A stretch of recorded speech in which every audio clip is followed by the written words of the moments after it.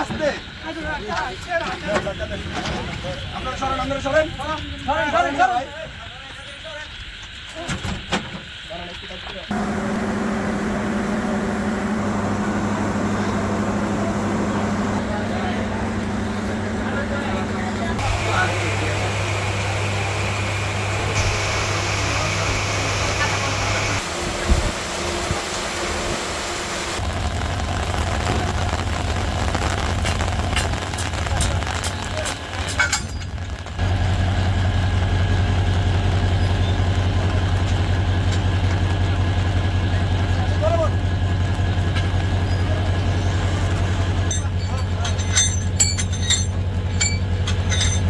ওকে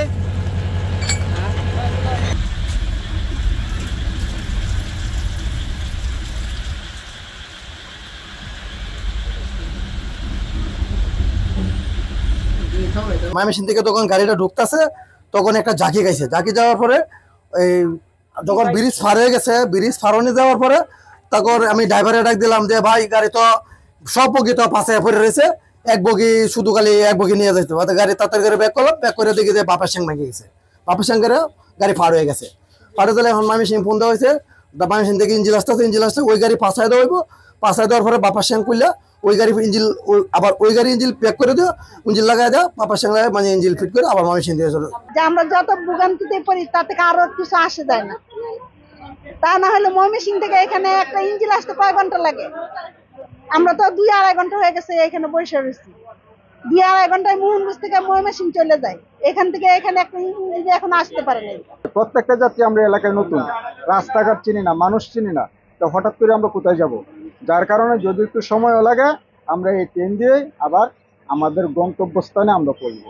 এখন তো যাইতে যাচ্ছি না, এমনি যাইতেছি না, এমনি যাইতেছি না, বিপদ হয়ে আছি। 2 ঘন্টা 2.5 ঘন্টা ধরে বসে রয়েছি, কখন ঠিক হয় এ তো বলতে পারতেছি না। আমরা মোহনগঞ্জ যাব, অনেক কষ্টে অনেকক্ষণ যাবত এখানে বসে আছি।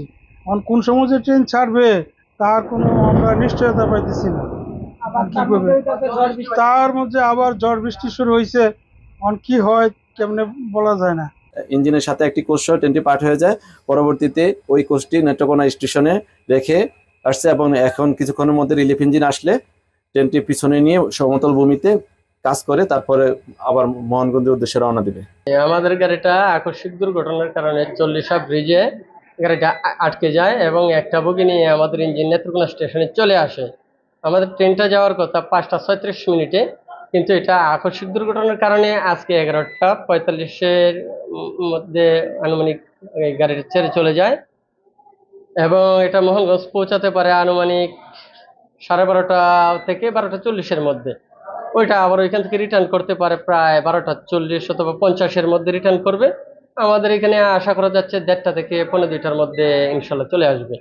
এবং আমাদের ট্রেনের যে শিডিউল বিপর্যয়টা হচ্ছে, এটা ট্রেনের সকল কর্তৃপক্ষ সর্বাত্মক প্রচেষ্টায় এই শিডিউল বিপর্যয় কালকে থেকে ইনশাল্লাহ আবার স্বাভাবিক হয়ে যাবে। এখানে আর কোনো সমস্যা হওয়ার সম্ভাবনা ইনশাল্লাহ নেই।